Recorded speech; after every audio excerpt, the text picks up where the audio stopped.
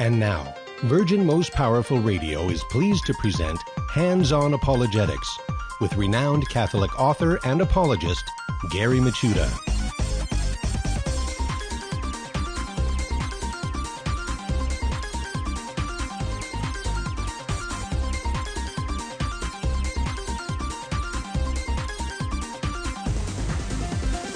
And welcome everybody, Hands-On Apologetics. You have entered into Virgin Most Powerful Radio's Apologetics Dojo, and I am Gary Michuta, your host and sensei today. Welcome aboard, folks. Got a great show in store for us today. We're going to have convert and master apologist William Hemsworth come on board, and we're going to talk about a subject that, quite frankly, I haven't really studied much on. I've done a little reading, but it really is a kind of blind spot for me. Largely because I don't really run into these problems very often, but nevertheless, it is good to know. We're going to be talking about the Freemasons. So I'm looking forward to it. Like I said, it's something I haven't really read up on very much. And what I have read, it sounds very fascinating. So William's going to be coming on board on the other side of the break. And we're going to, he's going to download some information for us about the Freemasons and, its history. What are they? What do they do?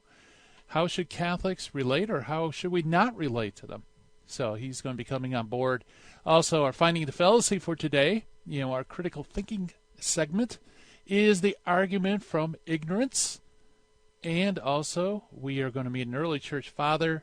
Today's early church father is Aristides of Athens. Aristides of Athens. Not a household name, but still, actually a pretty early church father, writing sometime around the time of Justin Martyr. So that'll be interesting to look at what he has to say about the Christian faith.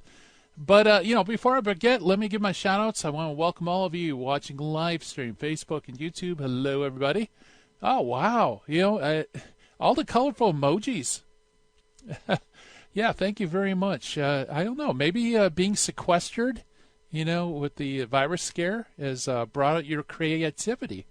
I also want to thank all of you listening on radio around the country and around the world via podcast. Welcome aboard, folks. Great to have you with us.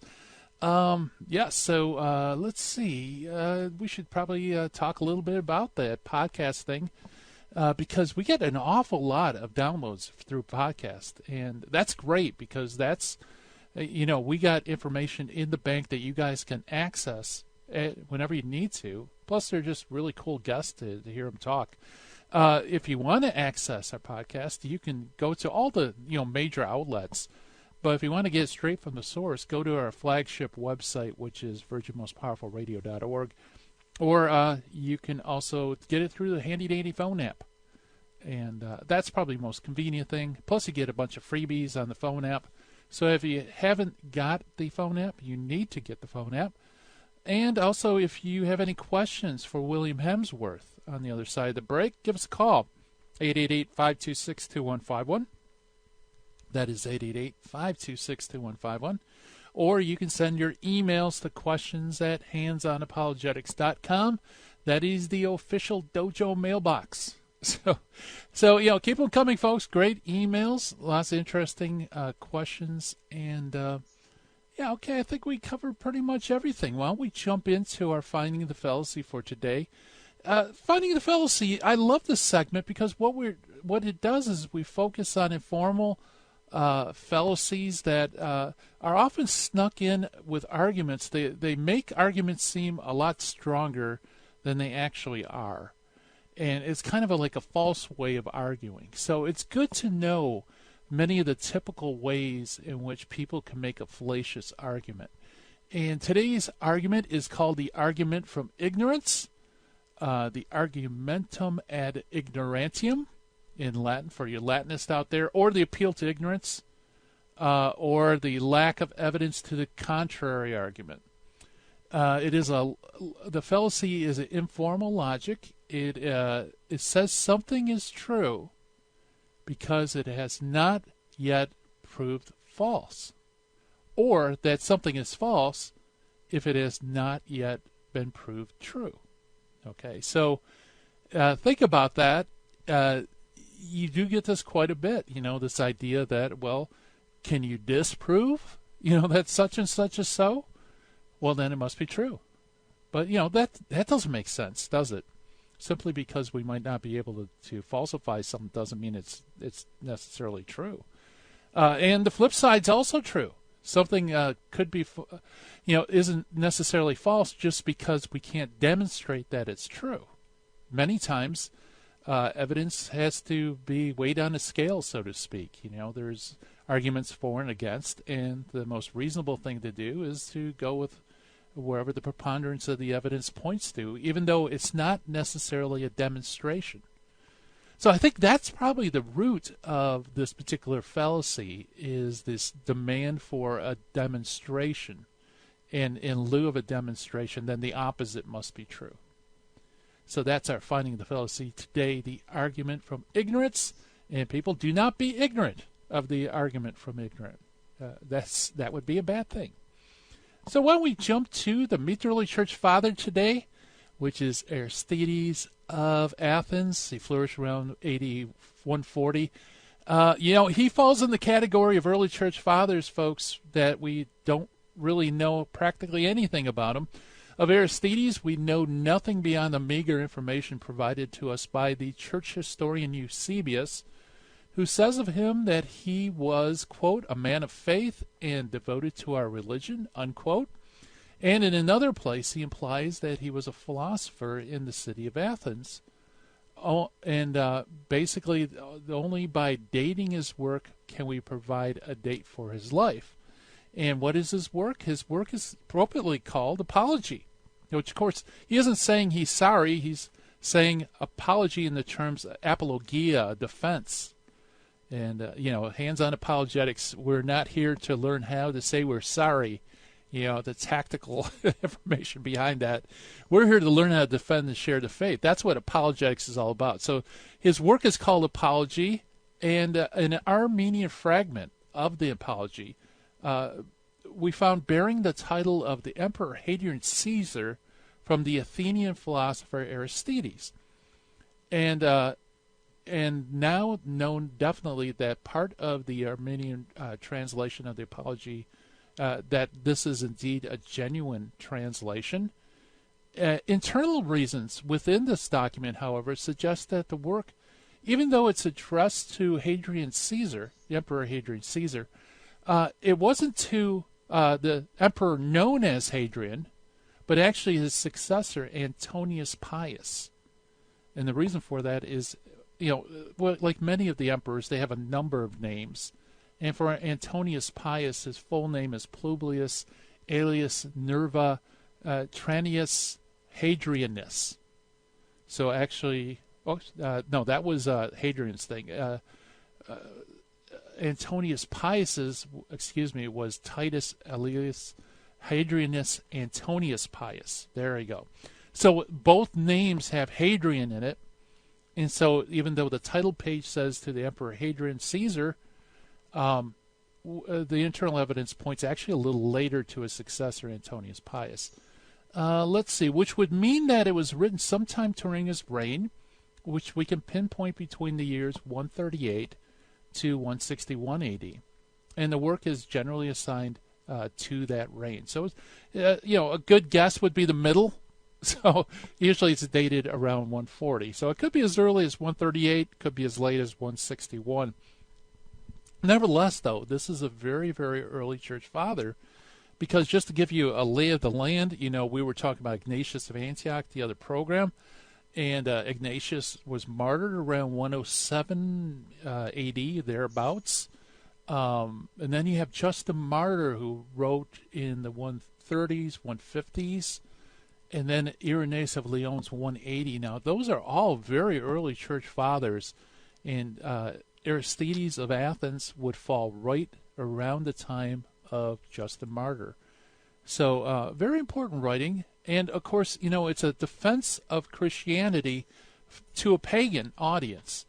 So chances are he's not going to go very deep into doctrine, but he's going to try to vindicate Christianity in terms of, its proper belief in God and explain a little bit about the incarnation and also maybe a few other items as well. So it's not going to be loaded with Christian doctrine per se as much as just an overview of Christianity in general. And so let me give you a couple quotes just so you can kind of get a taste for what the apology says. Aristides writes, "And I saw the world, and all of it is moved by a force.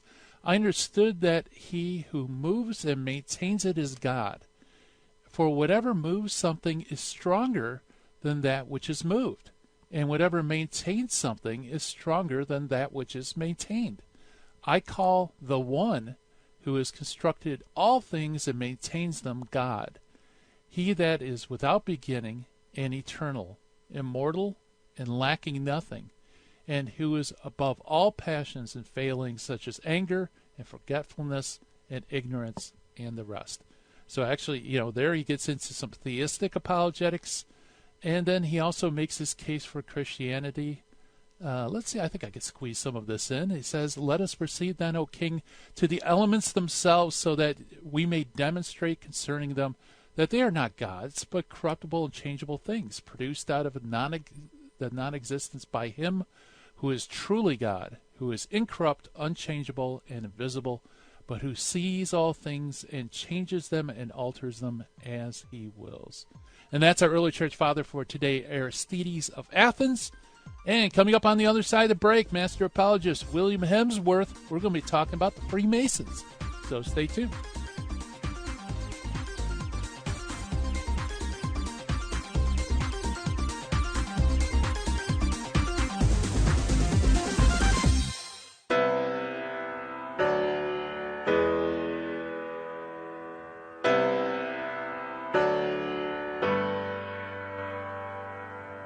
Christ's message of love, mercy, and compassion is for all of humanity. The Last Days, a live passion play being performed in Los Angeles, is an opportunity to get up close and personal with Jesus Christ during this season of Lent. Hi, I'm Maria Vargo, and I play Mary, Jesus' mother, and I'm here with a special invitation for you to join us at Emmanuel Presbyterian Church in Koreatown on April 4th, April 5th, and Good Friday, April 10th. For tickets and more information, go to our website, www.thelastdayspassionplay.com. If you are not able to attend in person, please consider supporting this ministry by making a donation that will help ensure Christ's message is brought to the world through the arts. For more info, go to www.thelastdayspassionplay.com. And please find, follow, and share us on Instagram at The Last Days of Jesus and Facebook at The Last Days of Jesus Passion Play. God bless you, and thank you so much. Psalm 119 says, "Your word is a lamp for my feet and a light to my path." According to St. John Paul II, being a Christian means saying yes to Jesus Christ. It consists in surrendering to the Word of God and relying on it, but also endeavoring to know better and better the profound meaning of this Word. May God grant that we always rely on His Word, read it often, and put it into practice.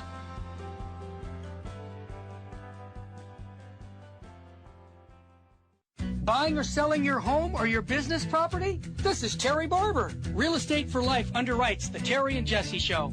And they can connect you to one of 900 pro-life real estate agents around the world. And when they receive their referral fee, they will give 80% of it to a pro-life organization. Wow! That's 80%! realestateforlife.org, 877-LIFE, US 1. Now, back to Hands-On Apologetics with Gary Machuda. If you'd like to join the conversation, call 888-526-2151. Here's Gary. And welcome back, everybody, to Hands-On Apologetics. And, there's one society out there that I think many people aren't familiar with, especially younger people. Some of us older Catholics are well familiar with them, but nevertheless, they are out there, and they are called the Freemasons. Who are they? What are they about? Well, to help us work through that, we have Master Apologist William Hemsworth with us. William is a former ordained Baptist and Lutheran who was converted to Catholicism while he was attending seminary. He is a husband and father of 4 who is passionate about passing on the faith and assists teaching adults and children in his parish in the Tucson, Arizona area. He is a popular author, blogger, podcaster, and you can find out all the great stuff that he is doing at his website, which is williamhemsworth.com, or you can check out his YouTube channel, which is The Bible Catholic, at TucsonApologetics.org. And William Hemsworth, welcome to Hands On Apologetics. Hi, Gary. Thank you for having me once again. Great to be here. That's great to have you back in the dojo. How are things going in Tucson? Things are going well in Tucson. I mean, it's a scary time for all of us. It's interesting to say the least. Yeah. I work in the banking industry, and so we're deemed essential. But driving to work and seeing no other cars on the road is kind of eerie. Yeah. But we're gonna get through it. The kids are out of school until April 10th at least, so we'll get through it. But it's an interesting time for sure. Need a lot of prayer for the country, for the world. Absolutely, absolutely. And William, I have to say, Freemasonry. I'm familiar with them. I know some of the church teaching about Freemasons. I've read a few books on it, but quite frankly, I don't know a lot about them. So I'm looking forward to, discussing Freemasons. How did you get interested in this topic?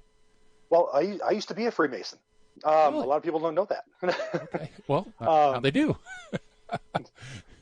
Right. So I got interested in it. I was working in the banking industry, and I didn't know a whole lot about my faith. I didn't know the church's teaching about it. So I was one of those young people that kind of got, I don't want to say sucked in, but I saw all these guys doing great things in the community. I was like, what are they about? And so that's kind of how I got involved with it. But as I got deeper and started understanding, and then, of course, started understanding my faith a lot more, just realized that two were not compatible. And so that's the downright and dirty version. I used to be one. I was in the lodge leadership, and yeah, here I am. So yeah, talking about it now. It's actually the first time talking about it. I'm excited too. Okay, yeah, that's good. Well, I'm familiar with it. Even when I was teaching apologetics for ECRC, which is Chaldean Rite Catholic Church, some of them came up to me and they were asking about Freemasons because they're businessmen. And they thought this is a great way to, rub elbows with other businessmen and make contacts. And they were totally oblivious to, no, this is actually a faith-based system, and it's not compatible. That's exactly right. And that is one of those nuances there. Yeah. When you get involved with it, it's a fraternity. It's a fraternal order. And they do, the guys look out for each other.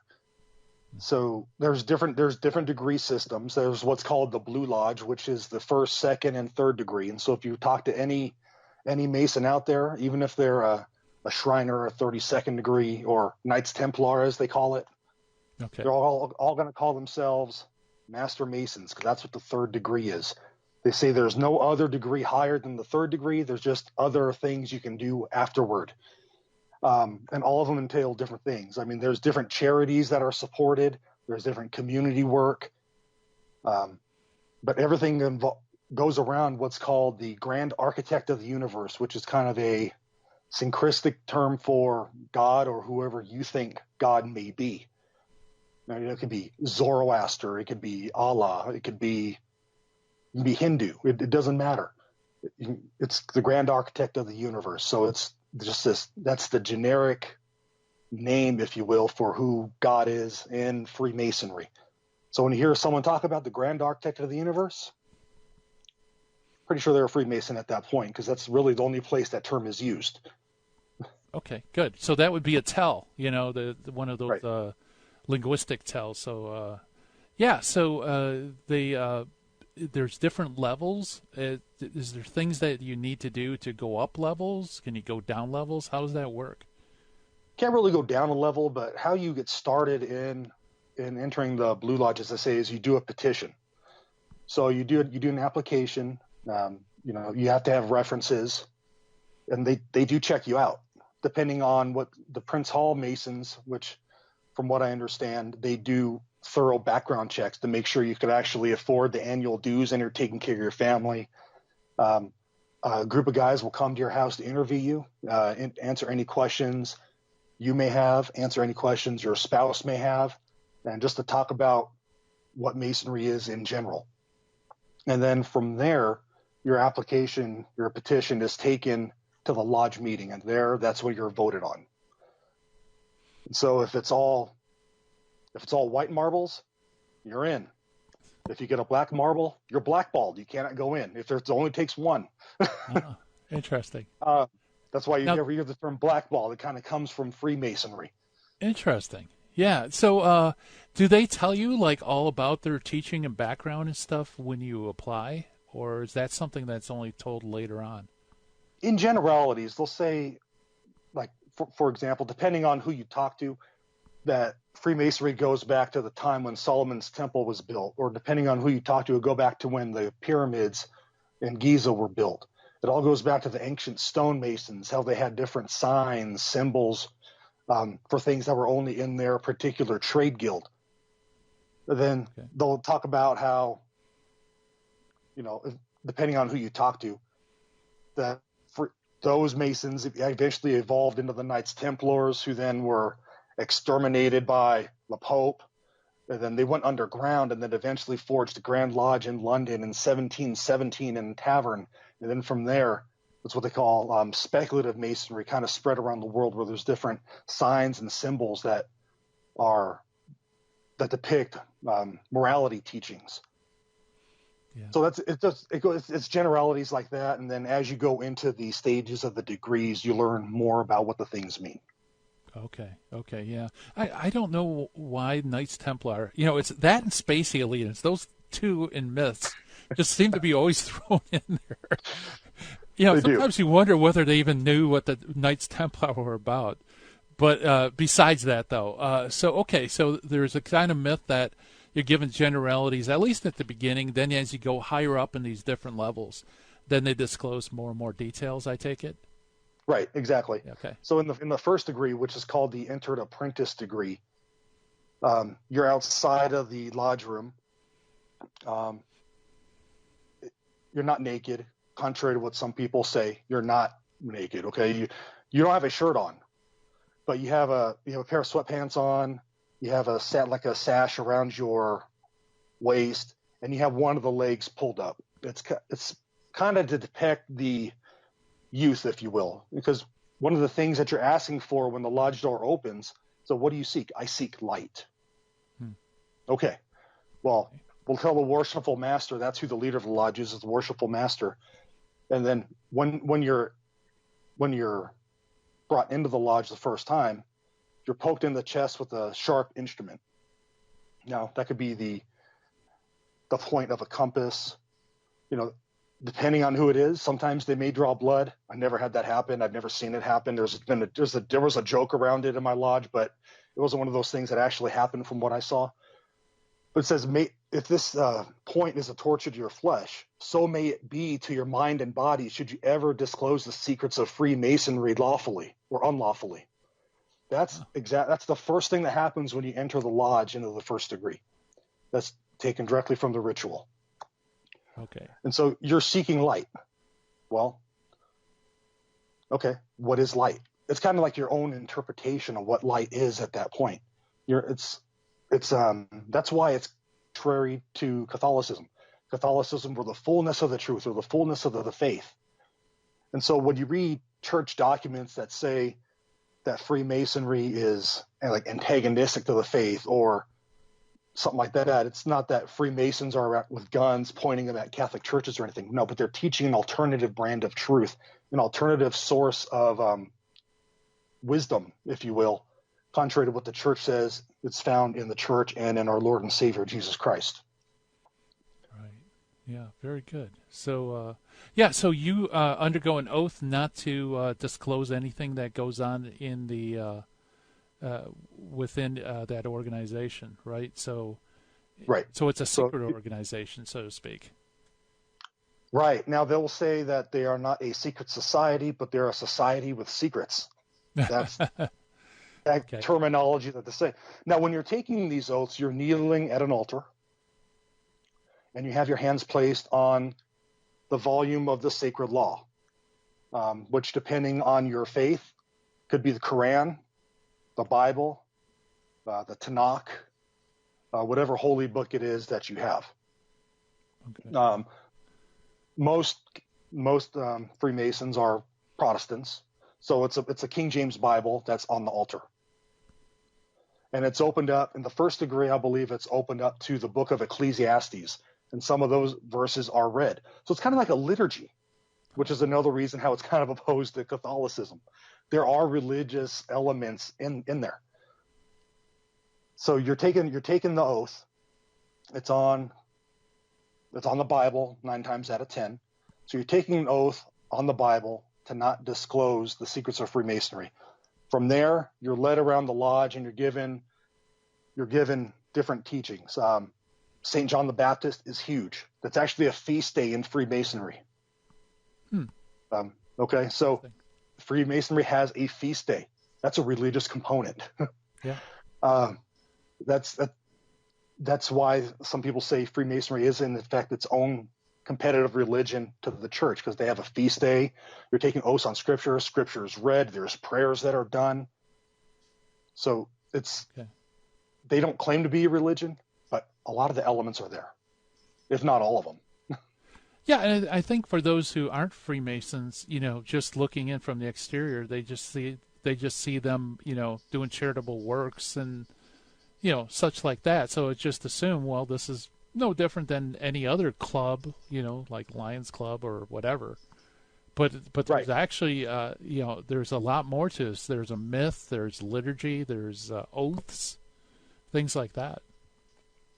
That's exactly right. One of my friends, he says, "What's wrong with the Freemasons? Oh, those are the guys that drive around in parades with tiny cars," because that's the Shriners. Shriners is part of Freemasons. Right. Yeah. Yeah, they do a lot of charity work, a ton of charity work for kids. I mean, the Shriners hospitals, which they do a lot of great work for kids and no cost at all to the parents. In Tucson, they have CHIP programs, or child identification programs. They have a Square and Compass clinic here, which is a little children's clinic. I mean, they do a lot of charity work here, but there is which is all commendable, but there's a lot going on behind closed doors that is a direct competition to the church. Right. Very good. We're chatting with William Hemsworth about the Freemasons. More to come on the other side of the break, folks. You're listening to Hands On Apologetics.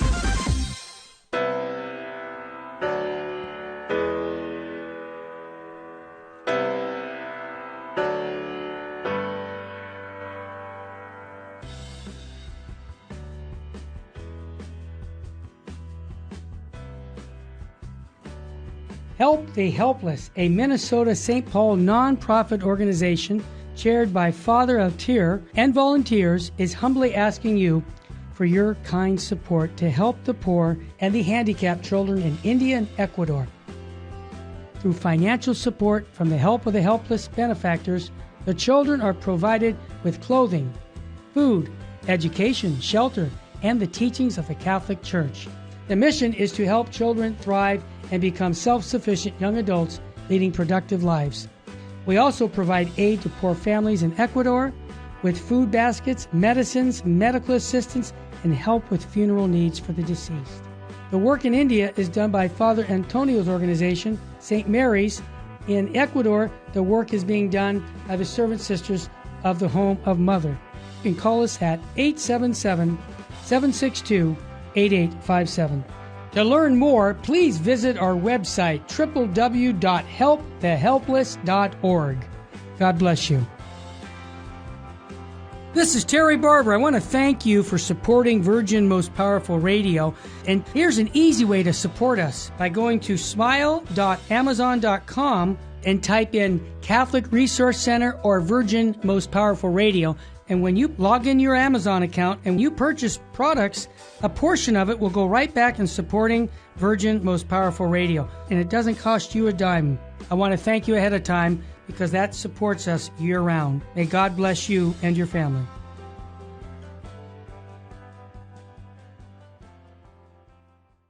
Buying or selling your home or your business property? This is Terry Barber. Real Estate for Life underwrites the Terry and Jesse Show. And they can connect you to one of 900 pro-life real estate agents around the world. And when they receive their referral fee, they will give 80% of it to a pro-life organization. Wow!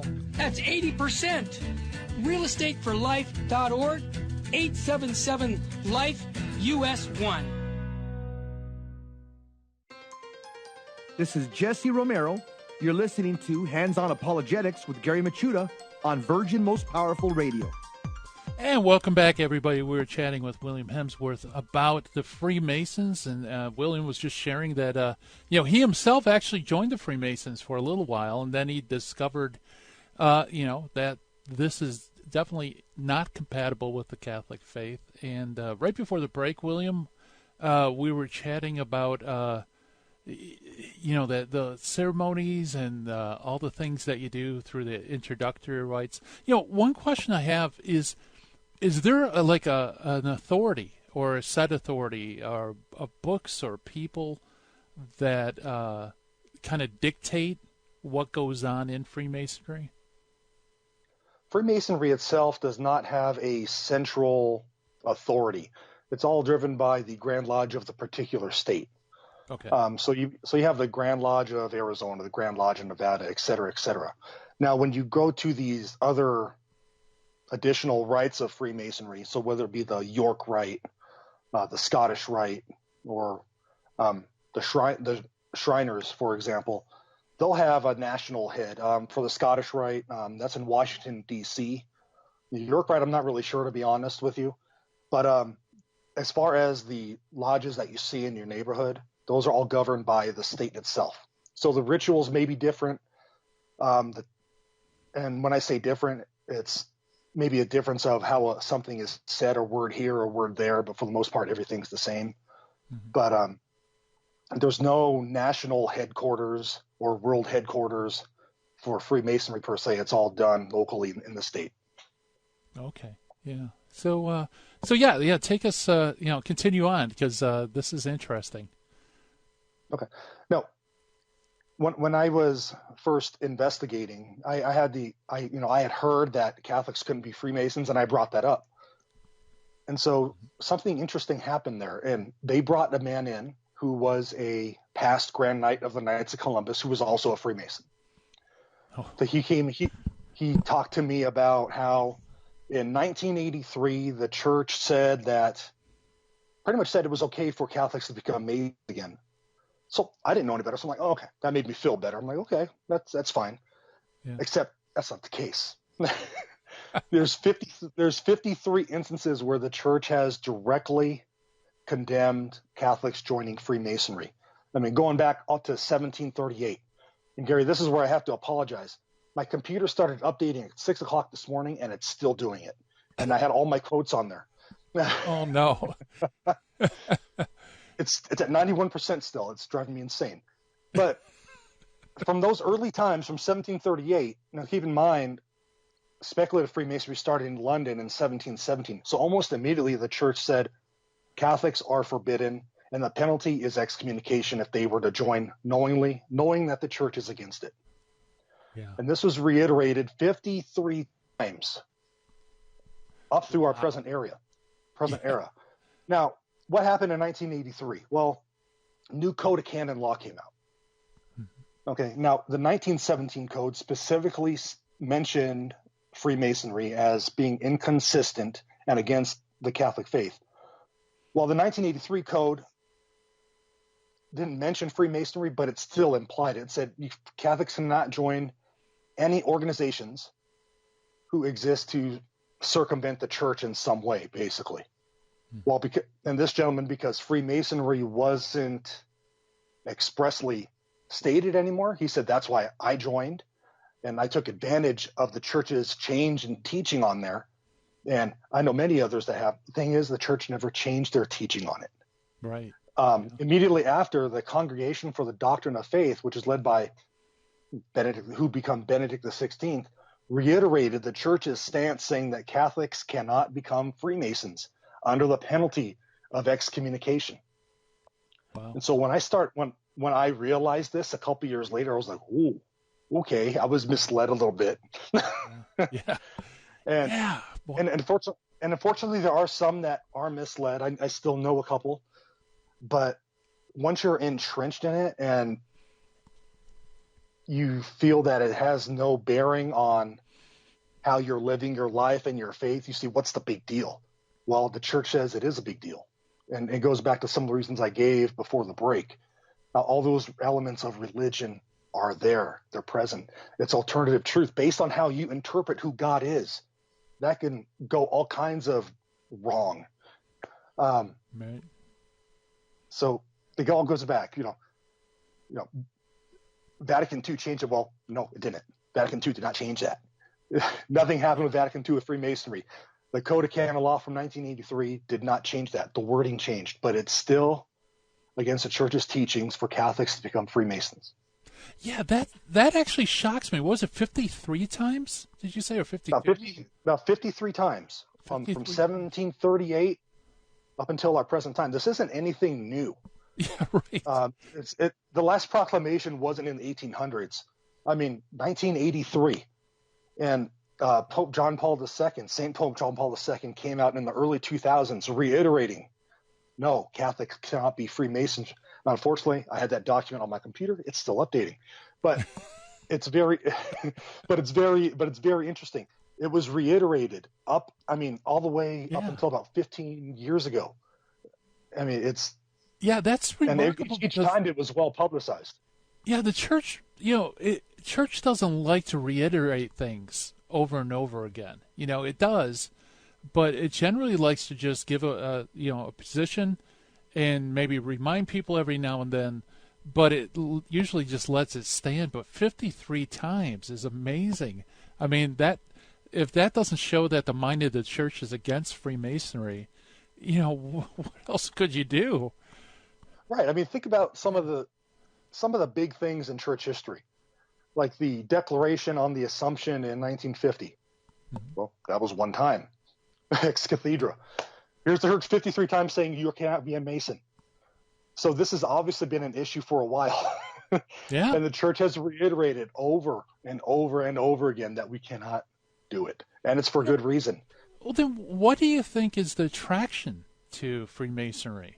Why do Catholics kind of apparently don't care or have a blind eye to what the church has been teaching?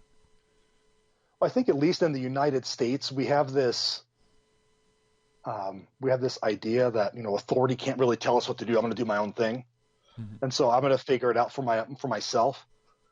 And in the U.S., we have this, in democracy, it's kind of like that. We don't like to listen to authority.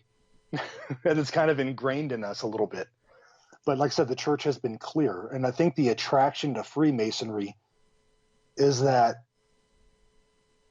like-minded people just trying to do the good for their communities. And there are friendships built in there because you can't really talk about religion or politics, which is interesting when you consider that there's a Bible open and every meeting. Yeah. But it's that attraction just to that bond that you want to get to know people in your community a little bit. And sometimes it just doesn't happen, I guess, in the parish setting. Maybe people are more introverted, and I guess they're kind of forced out there. You have to go interact a little more. Mm-hmm. So that's a good question. I think it's different for everyone. Yeah.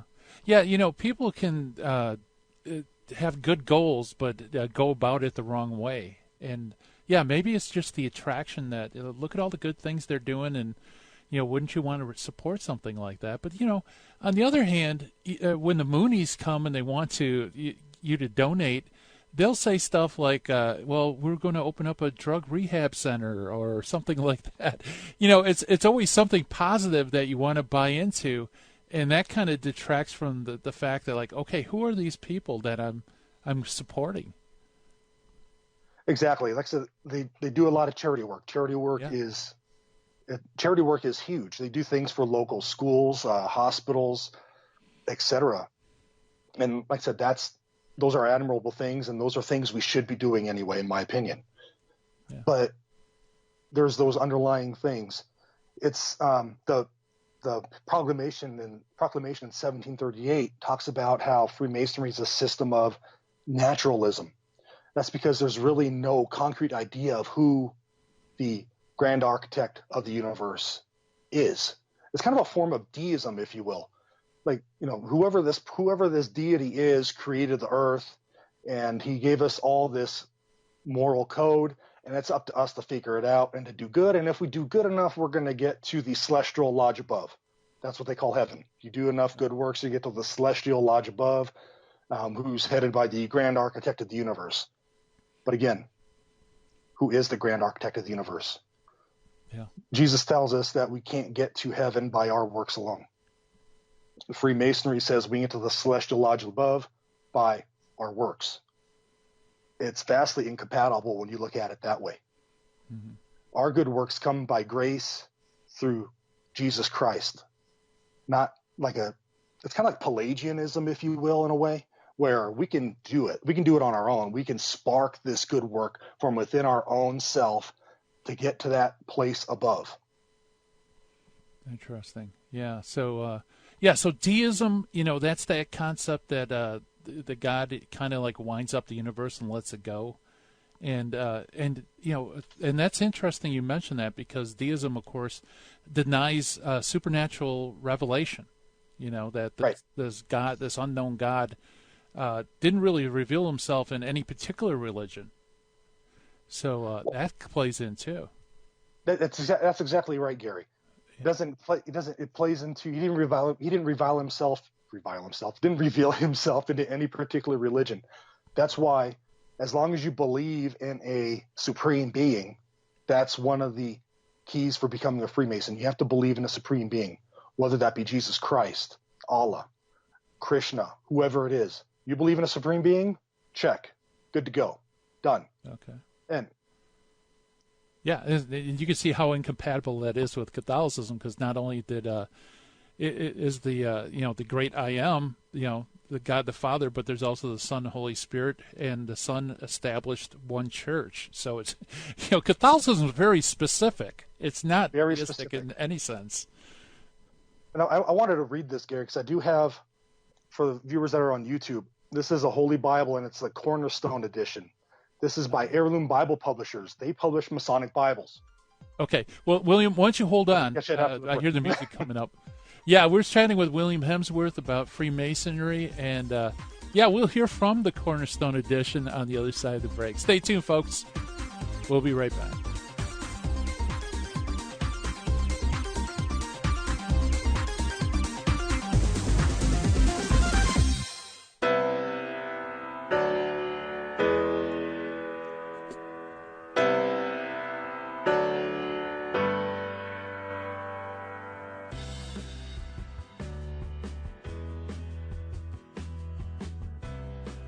Attention VMPR listeners. We've talked at length about the attack on our youth through popular culture media, but what if I told you there was someone trying to make a difference? The newest novel, Britfield and the Lost Crown, by C.R. Stewart, is reaching schools across America and sharing Christian morals alongside great storytelling. What if I told you that this mission needs your help? To reach more children, Britfield and the Lost Crown need funding for their ongoing book tour. If you're interested in making a difference, if you're interested in buying the book, or are curious and want more information, go to BritfieldInstitute.org. That's BRITFIELD Institute.org. Or email media@britfield.com. Help open up the world of Britfield and the Lost Crown to people everywhere.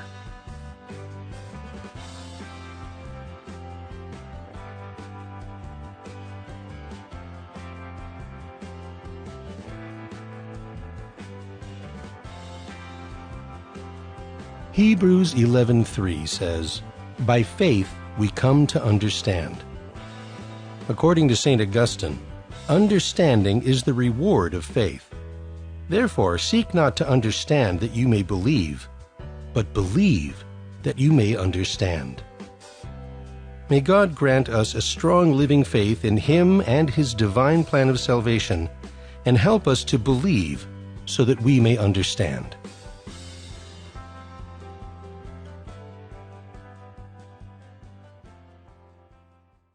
Buying or selling your home or your business property? This is Terry Barber. Real Estate for Life underwrites the Terry and Jesse Show. And they can connect you to one of 900 pro-life real estate agents around the world. And when they receive their referral fee, they will give 80% of it to a pro-life organization. Wow! That's 80%! realestateforlife.org, 877-LIFE-US1. This is Jesse Romero. You're listening to Hands-On Apologetics with Gary Machuda on Virgin Most Powerful Radio. And welcome back, everybody. We're chatting with Master Apologist William Hemsworth about the Freemasons. And by the way, folks, help us at Virgin Most Powerful Radio evangelize. So share, like us, do all those social media things that you do out there on YouTube and Facebook. Subscribe. We really appreciate it. So if you know somebody who's maybe thinking about becoming a Freemason, this would be a great link to share with them. And William, right before the break, you held up a Bible, the Cornerstone Edition. Tell us about the Cornerstone Edition. Well, the Cornerstone Edition, it's published by Heirloom Bible Publishers, and it's a King James Bible. Okay. And in it, they have different parts, different Bible verses that link to Masonic teaching or some element of it. But what's interesting is in the front of it, is it lists the Masonic creed, the Masonic beliefs, and basics of Masonic teaching. That kind of sounds like a religion a little bit. Yeah. But isn't that where Gideons usually put their stickers and, tell right. which verses to go where? Right, exactly. But we were talking about deism prior to the break. Yeah. And it says here in the Masonic beliefs, considering the universality of Freemasonry, its teachings cannot be defined in any single statement or established profile. And later on it says, man's first duty is to love and revere God, implore his aid in all laudable undertakings, and seek his guidance through prayer, embrace and practice the tenets of religion. What religion? Yeah. Like I said, it's really incompatible with Catholicism because it's setting itself up as an alternative truth. How do you get these secrets? How do you get these moral teachings of Freemasonry? Well, you have to go through the degrees, and they're secret, or it's a society with secrets. But it's to get light, like in the first degree, you have to go through these degrees, and you're taught that they're unpublished. Now, you can go online, you can get them everywhere pretty much nowadays, thanks to Google. But right. Several years ago, you can only get it in the lodge itself. Okay. So it kind of lines up, I don't want to say with Gnosticism, but in a way, you can get to heaven by these secret teachings, or to the celestial lodge above by these secret teachings that you learn through Freemasonry. Compare that with Catholicism. Yeah. Christ came. He died. The second person of the Blessed Trinity died for our sins, rose again on the third day for our salvation. It's concrete. The church has been concrete throughout the ages. Freemasonry, well, you believe in who you want as long as it's a supreme being. Be whoever you think the supreme being is. It could be yourself even. Mm-hmm. Now, they'll deny that, but who do you think God is? Well, you can create a God in your own image if you really wanted to and say it's God. That I'm sorry, I'm jumping around a little bit. When you're taking an oath on the volume of the sacred law in Freemasonry, like I said, most likely it's the Bible. Well, if you're a Catholic and it's a King James Bible, especially a newer edition, there's 7 things missing out of there. You're missing the Deuterocanon. Right. So you're really not taking an oath on the Bible. You're taking per se. Yeah. So right away, it just when you dig deeper into it, Gary, it's just inconsistent all around. Yes, there's some good things taught. There's some good morality taught.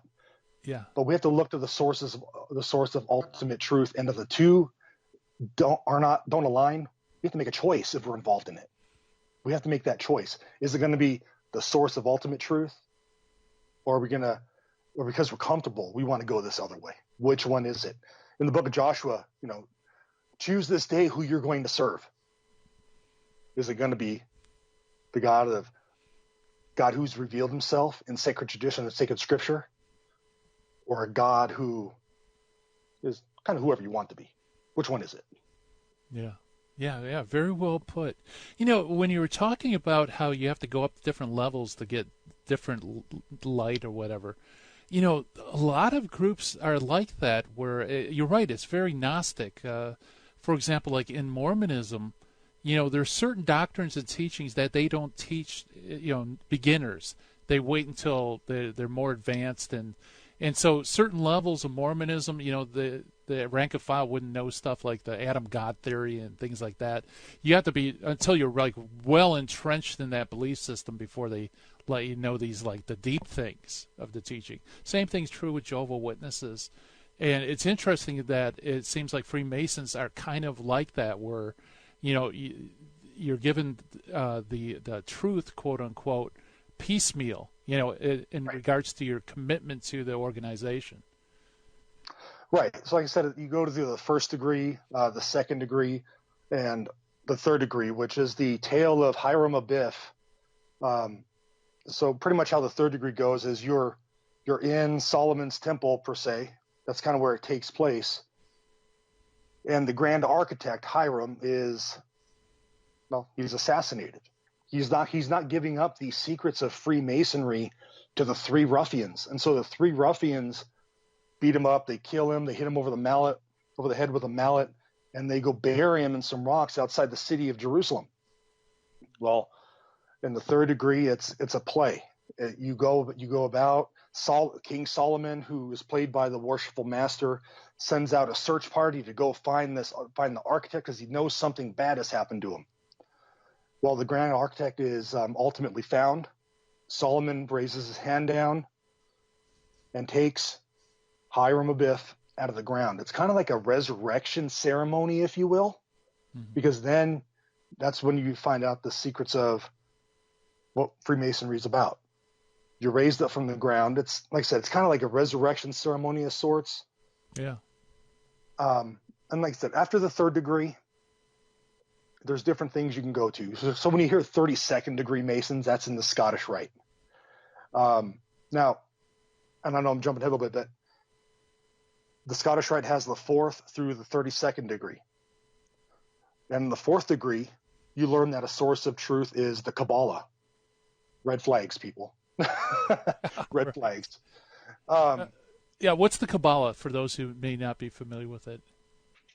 The Kabbalah is a source of esoteric truth, and it's fairly old. You can see, different things in the Zohar, but it's esoteric truth, secret knowledge that's said to have come from the Jewish people. Yeah. It's a tree. It's an esoteric form of the tree of life. Of course, Jesus is the tree of life. Right. But it's very esoteric in nature. You have to learn these secret things to learn more knowledge, and it's all about making yourself a better person. But to be a better person, follow Christ. Follow the teachings of the church through apostolic succession. That's the best way to go about it. Yeah, right. Yeah, so it's a Jewish mystical document, and it's definitely Jewish. It's not Christian in origin. Right. It's definitely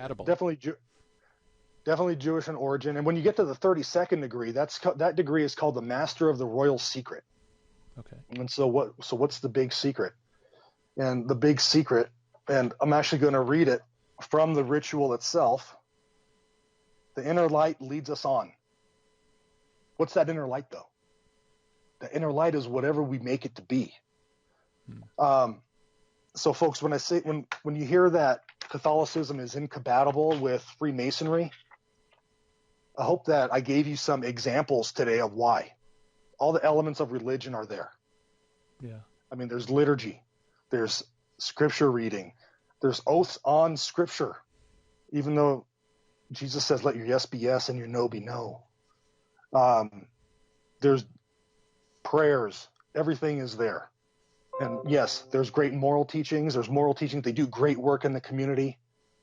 But if you're being tempted to join the Freemasons, look at some of those 53 declarations from the Catholic Church saying that's incompatible and anyone who does is automatically excommunicated.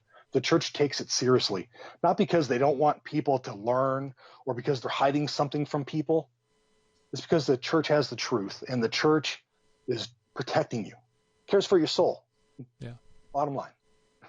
Yeah, very good. There was a question in the chat room. I just, I saw it scroll up. I didn't get a chance to look at. I believe it asked whether, at its highest levels, is it disclosed that they're actually worshiping Satan, or is there a satanic element to Freemasonry? No, there's not a satanic element in the form of, is there a statue of Satan or there are prayers to Satan or anything else like that. Okay. No, like I said, there is a 33rd degree, and it's nothing that you can. It's an honorary type of deal. And from what I've been told, I've never been privy to it, that it's just a way of saying that death is imminent to all men, and you need to be ready. But just how you get ready is totally up to you. So I guess in that element, if you want to say there's a satanic element, then yes. But But I'd say no, it's more of an esoteric, hidden meaning type of deal, where it's not outwardly a satanic thing, but if you're not careful, it can lead you away from the truth, and in that way, I guess, yes. Yeah, okay. Yeah, well, if it's this inner light thing and you can make yourself your own God, that sounds just like Genesis 3, doesn't it? It does. It sure does. The devil's temptation in the garden. Right. There's another question, too. Unfortunately, I'm scrolling through. I can't see what the original question was. So let's see. Anyway. So you basically came down to a decision for you, William, that either you follow Christ in this church or you follow this, this organization that's been condemned 53 times. Right. And your question brought something to mind. In the 30th degree, which is called the Knights of Kadosh, there's a series of things that are stomped on. One of them is a papal tiara. Interesting. Okay. Now, it's because it's kind of the oath that you take in there is to vanquish tyranny throughout the world. So if you're stomping on a papal tiara, what is that telling you? Yeah. Right. What's that telling you? When I saw that was like, oh my gosh. And this is when I started taking my faith seriously. And I was like, okay, I have a serious decision to make here. And it was about 2 weeks after that where I wrote my resignation letter to the lodge and said I cannot be a part of Freemasonry anymore. And it's blatant in the 30th degree. If you ever witnessed the 30th degree, if you're a Scottish Rite Mason, there will be a crown stomped on, a papal tiara. I mean, folks, it can't get any more plain than that they're setting themselves up as some kind of an authority. If they're saying that they're stomping on the papal tiara, saying that, okay, the Pope of Rome is tyrannic in some way because you're denouncing tyranny. So run. Yeah, run. That's great advice. We should probably end it right there. Well, William, hey, thank you so much for coming on the show. As always, it was very informative. I really appreciate it. My pleasure to be on. Thanks for having me, Gary. All right, that's William Hemsworth, folks.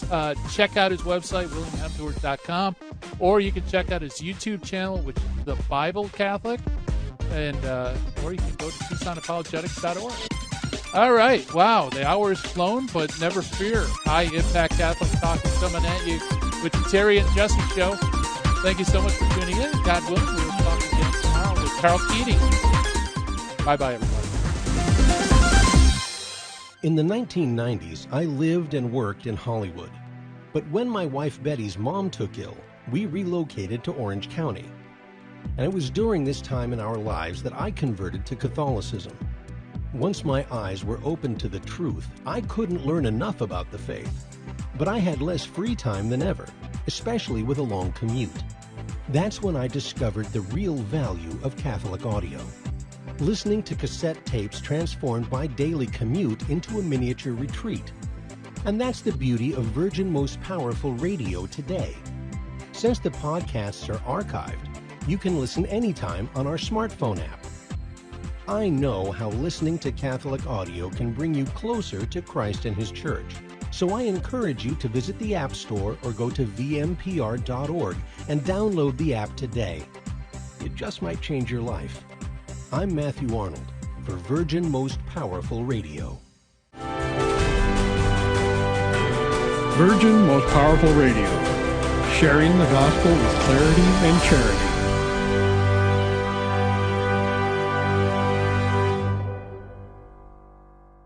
I'm a soldier.